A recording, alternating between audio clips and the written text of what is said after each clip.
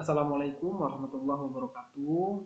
Alhamdulillah, pada malam hari ini saya akan mencoba mengulang penjelasan dari pertemuan yang tadi malam kita buat itu mempelajari tentang aliran pipa, yaitu pipa kompleks ya, yang terdiri dari beberapa pipa yang saling terhubung membentuk sebuah loop atau sebuah ruangan di dalam uh, pada pipa yang terhubung. Contohnya seperti ini.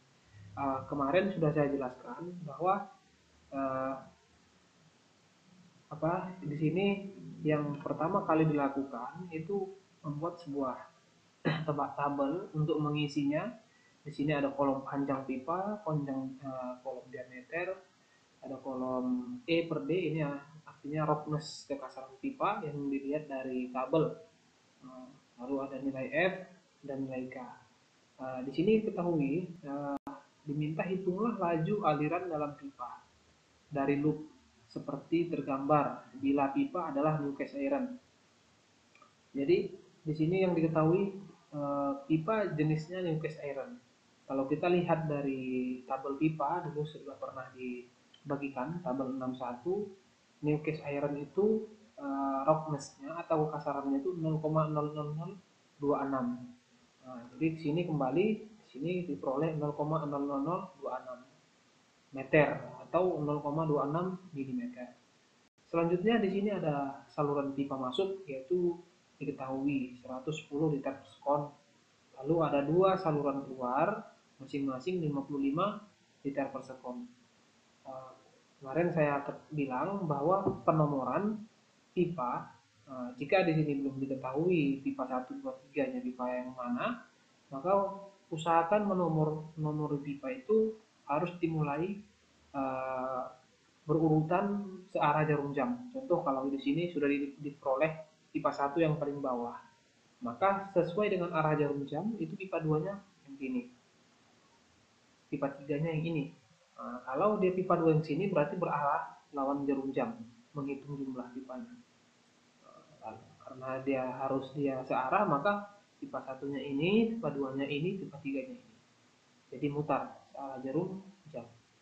Lalu ruangan yang terbentuk dari pipa yang saling terhubung ini namanya loop. Nah, bisa saja nanti ada pipa lagi di sini ke sini dan bak sini. Artinya ada loop lagi tambahan. Karena ini pipanya cuma 3 dan membentuk sebuah segitiga, ruangan segitiga, makanya ruangan segitiga ini dinamakan loop, loop 1. Gitu.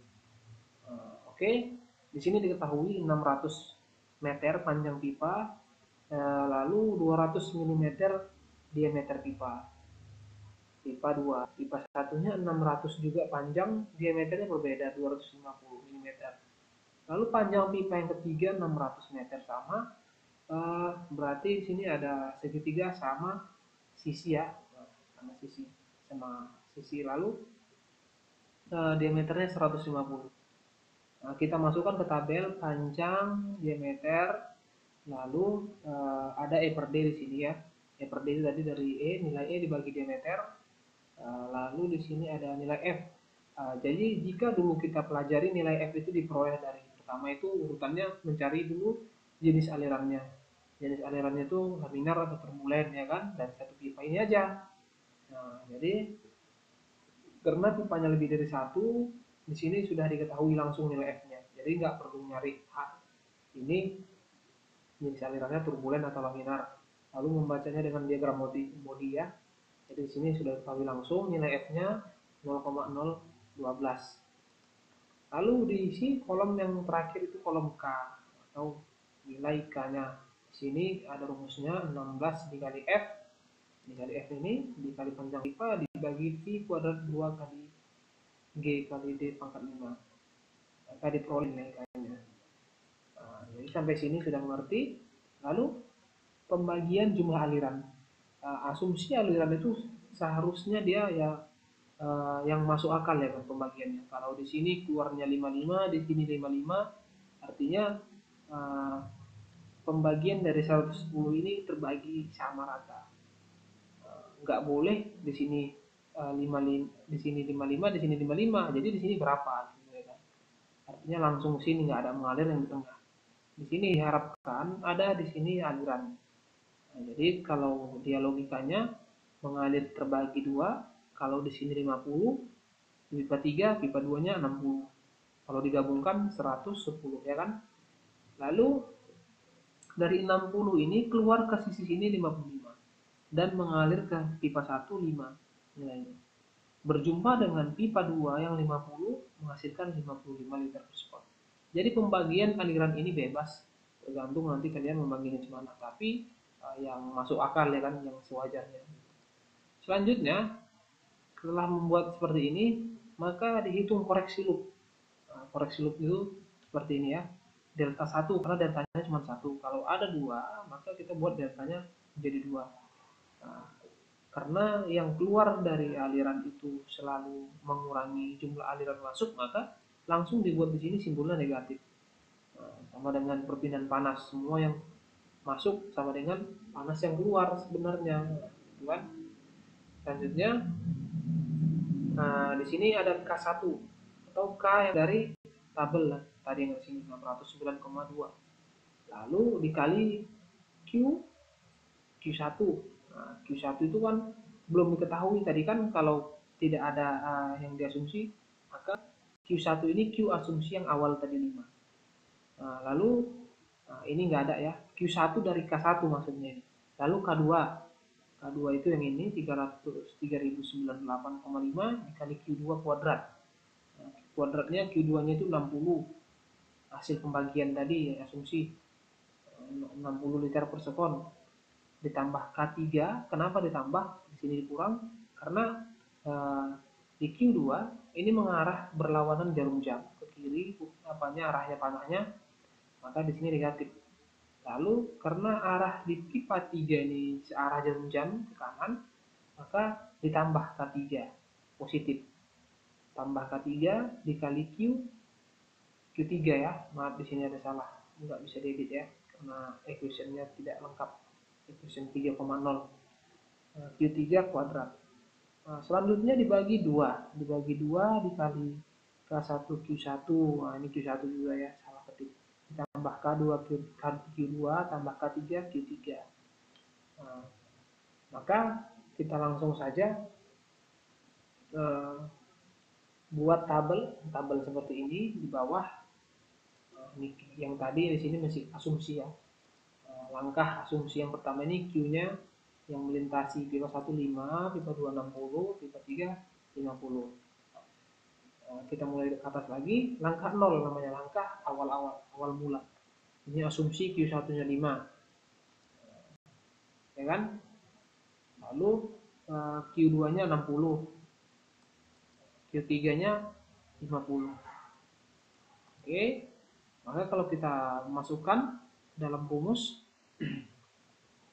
di sini karena pipa K1 itu di pipa 1 itu karena berlawanan arah jarum jam, maka K1-nya dimulai negatif.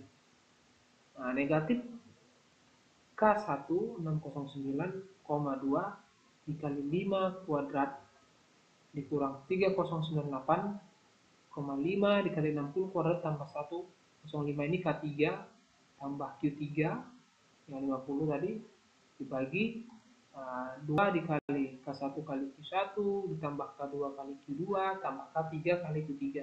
Maka diperoleh delta 1 hasil dari Q asumsi ya. Ini kan delta 1 dari hasil Q asumsi. Q yang ini. Q yang tadi kita buat asumsi berapa alirannya, kita bagi-bagi sendiri 110 tadi. Maka delta satunya minus 14. Nah, kita letakkan di tabel seperti ini. Minus 14 diperoleh. Langkah ke 1, karena tadi langkah ke 0 itu karena Q-nya masih asumsi. Langkah ke 1 itu delta atau Q yang diperoleh tadi asumsi 5 dikurang delta 1, delta yang diperoleh tadi. Maka 5 kurang minus 14 itu 19. Letakkan di Q langkah 1, 19. Lalu Q2 untuk mencari ini, langkah yang kedua itu dari ini dia 60 laju aliran yang diasumsikan dikurang minus 14 delta 1, maka diperoleh 74. Lalu Q3-nya 50 kurang 14, maka 36. Diisilah tabel ini. Setelah diperoleh 3 ini, maka dicari delta 1 langkah pertama. Tadi kan langkah ke 0, karena Q-nya masih asumsi. Delta satunya ini, maka dimasukkan nilai Q yang baru yang baru diperoleh itu 19 kuadrat 74 36. Sama yang macam kita rumus yang di awal tadi, cuman beda Q-nya udah Q baru, maka diperoleh 1,4. Masukkan di sini minus 1,4 1,4543. Udah komplit langkah ke 1, masuk langkah kedua. Langkah kedua juga sama, mencari Q01. Q01 itu macam tadi juga. Ini langkah kedua, 19 dikurang delta yang baru didapatkan. 19 itu Q01 langkah ke 1 dikurang minus 1,4. Ini dia. Minus 1,4543. 19 kurang 1,4543, maka diperoleh Q1 yang terbaru lagi. Langkah kedua 20,4543. Begitu juga untuk Q2 dan Q3. Lalu lakukan lagi delta kedua. Maka diperoleh minus 0,0157. Dicatat lagi. Minus 0,0157. Langkah yang ketiga itu mencari Q baru lagi. Dengan Q yang didapatkan nomor 2 tadi, 20,4543 dikurang minus 0, ini dia ya, 43. 20,4543 kurang minus 0,0157. Maka diperoleh langkah 3 itu Q-nya 20,47. Q2-nya juga dicari, diperoleh 75,47, Q3-nya 34,53. Dituliskan ke tabel, tinggal nyari delta satunya. Maka dituliskan, diganti saja ya, nilai Q-nya diperoleh 0,000. Karena nilai Q delta sudah diperoleh 0, maka Q yang terakhir dicari itu dianggap benar. Maka yang benar itu 20,47, pembulatannya 20,5. 75,47, pembulatannya 75,5. Ini hanya pembulatan, boleh juga di sini tulis 75,47. Baru 34,53, ditulis pembulatannya 34,5 saja. Nggak usah lagi dicari delta satunya lagi, karena kalau sudah 0 pasti ke bawah terus dapatnya 0. Jadi seperti itu cara penyelesaiannya. Jadi untuk satu loop seperti ini. Jadi bagaimana kalau nanti jumlah loopnya banyak, gitu kan? Maka jumlah loop yang banyak nanti itu hanya berpengaruh terhadap waktu mencari Q pada pipa. Jadi contohnya nanti bisa kita lihat. Nanti akan saya buatkan videonya untuk menjelaskan loop yang lebih dari satu. Baik, video penjelasan kali ini menjelaskan bagaimana menghitung laju aliran pipa dari loop satu loop. Maka diperoleh tadi berapa laju alirannya? Di sini 20,5 di pipa 1, di pipa 2 75, di pipa 3 34,5. Yang tadinya kita asumsikan di pipa 1 itu 5, ternyata yang benar itu 20,5. Itu dia. Yang mengalir pada pipa 1, 20,5. Lalu di pipa 2, di situ ada 75,5. Di pipa 3 ada 34,5. Jadi inilah aliran yang benar. Lalu delta satunya sudah 0. Mungkin ini saja yang bisa saya jelaskan untuk materi kita. Lebih kurangnya mungkin saya mohon maaf. Nanti akan saya jelaskan jika ada yang salah kembali maupun klarifikasi. Sekian. Assalamualaikum warahmatullahi wabarakatuh.